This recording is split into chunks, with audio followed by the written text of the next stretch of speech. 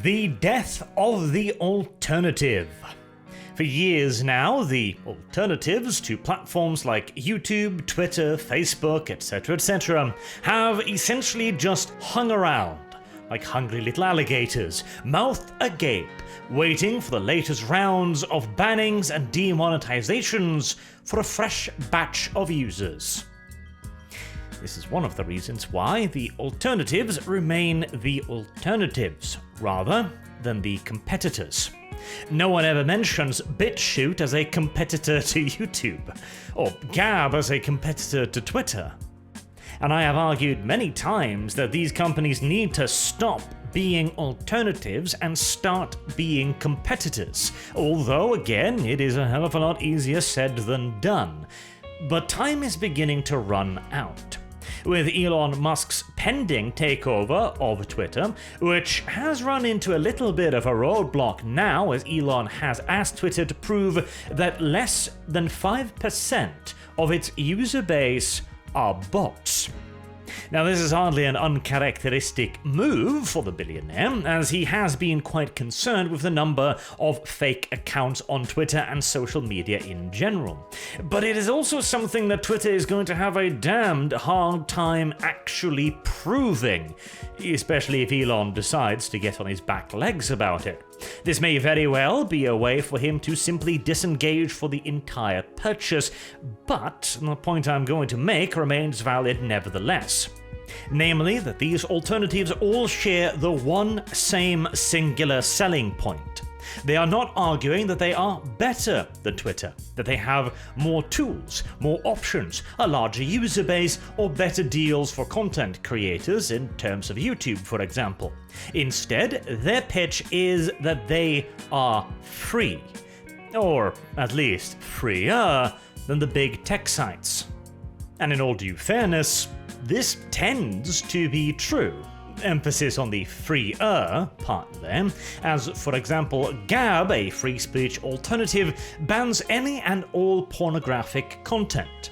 They make the argument that porn is not free speech, and I can see the argument, but the broader concern here is censorship. And once you become willing to censor one thing, the path tends to be rather short to then censoring the next thing you don't like. But that is not the topic of the video. The point remains that openness, free speech, and freedom are their primary selling points, to the point of it damn near being their only selling point. Take, for example, YouTube, Rumble, and BitChute.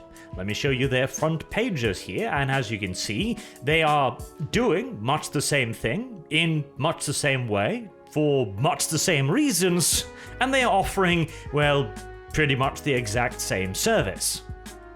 Now, back in the good old days, in the traditional economy, this wasn't necessarily a problem. You could have God alone knows how many hairdressers in any given area because, well, there's a lot of people needing their hairs cut. And, in fact, having several providers of the same product was a good thing because it would cause competition based on price and quality between these various providers. The internet, however, makes this a hint more difficult. First and foremost, we're not talking about a physical commodity, of course, here. There is no competition on price because, well, you watch YouTube and BitChute and Rumble, etc. for free. In fact, you are the product that these platforms sell to their clients, the ad makers.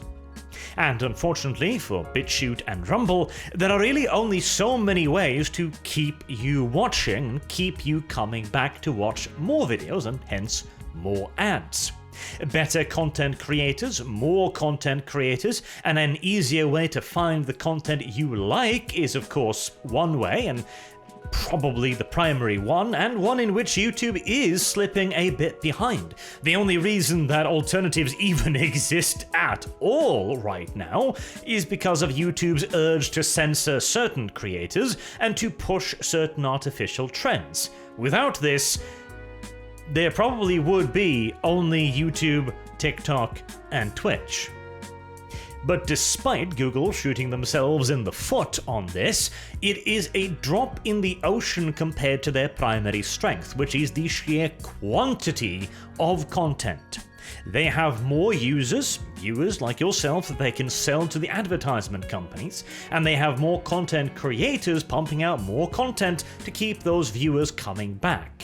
And this really is a big numbers game, where you are trying to serve up the maximum amount of videos to the maximum amount of people from the maximum amount of content creators to in turn make sure that you have the maximum amount of people finding something they like.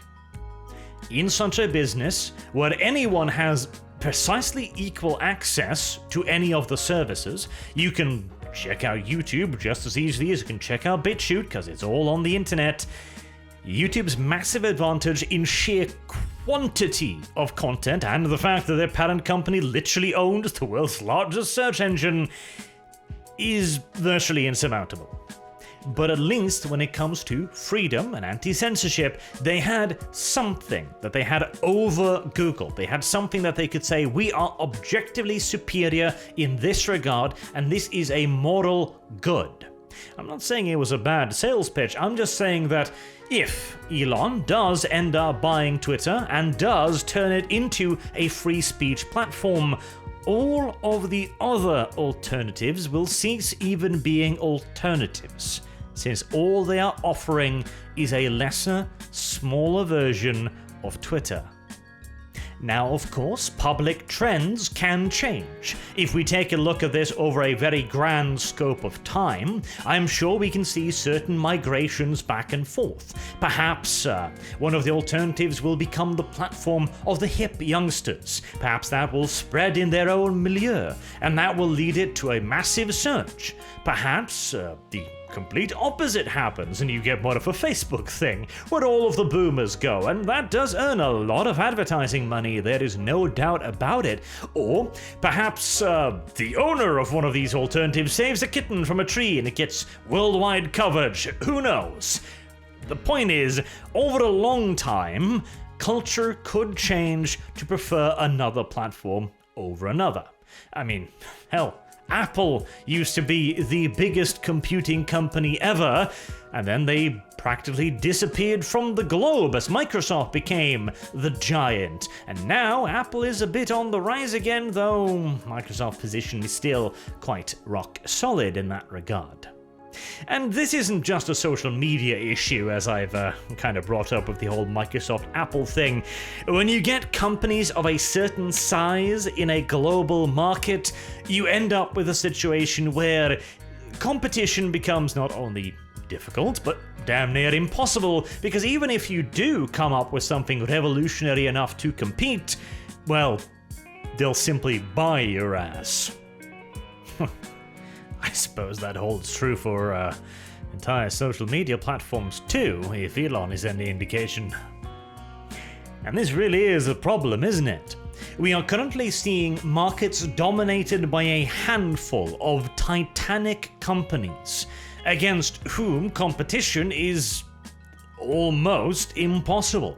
And whilst there is still the potential for competition, for example, a YouTube competitor could arise, but I maintain only if it is supported by enormous monetary backing right out the gate, because of the evil circle of YouTube.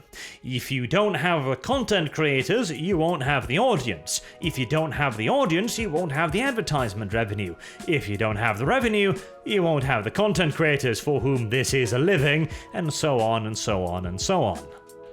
Making it absolutely necessary for any competitor that means business to be able to bring one of these key points: a massive audience, a massive amount of revenue, or a massive amount of content creators, with the problem being that it's very difficult to get one without the other.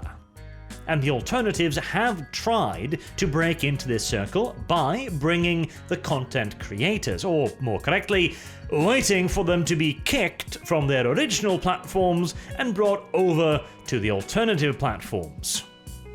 The problem is, no single content creator is ever going to be enough. You need a general shift. Look at, for example, Truth Social.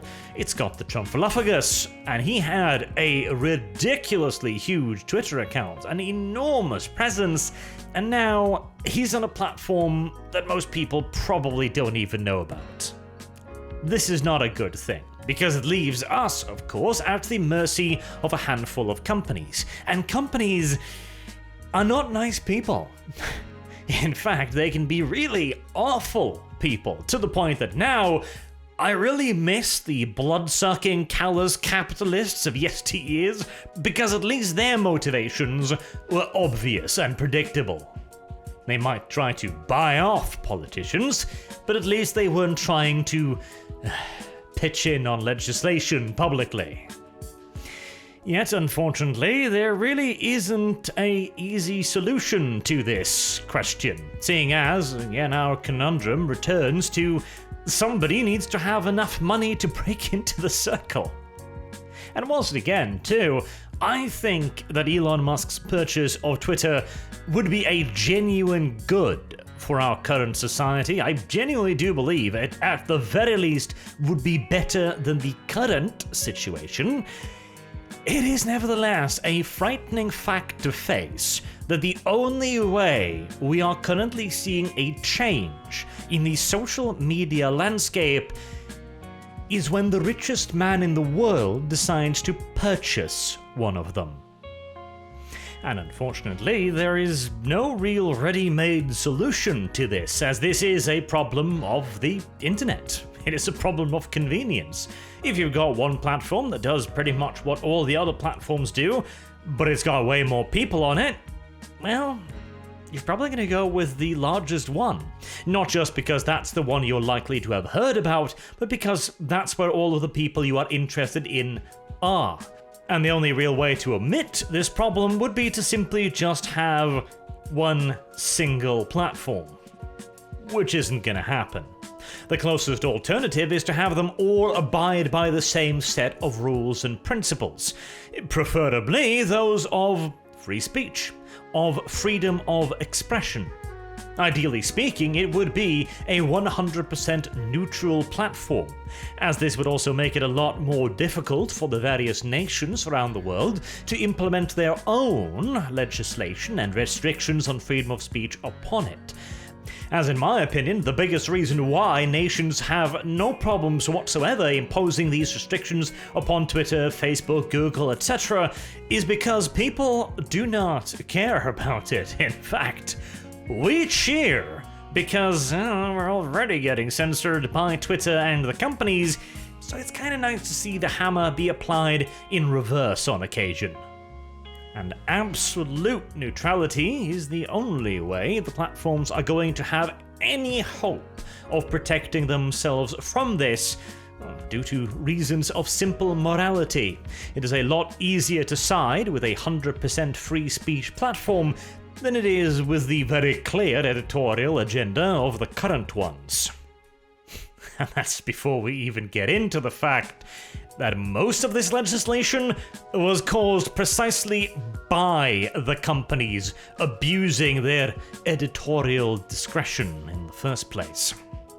Anywho, that's about the gist of my thoughts on this, because I do think it is interesting.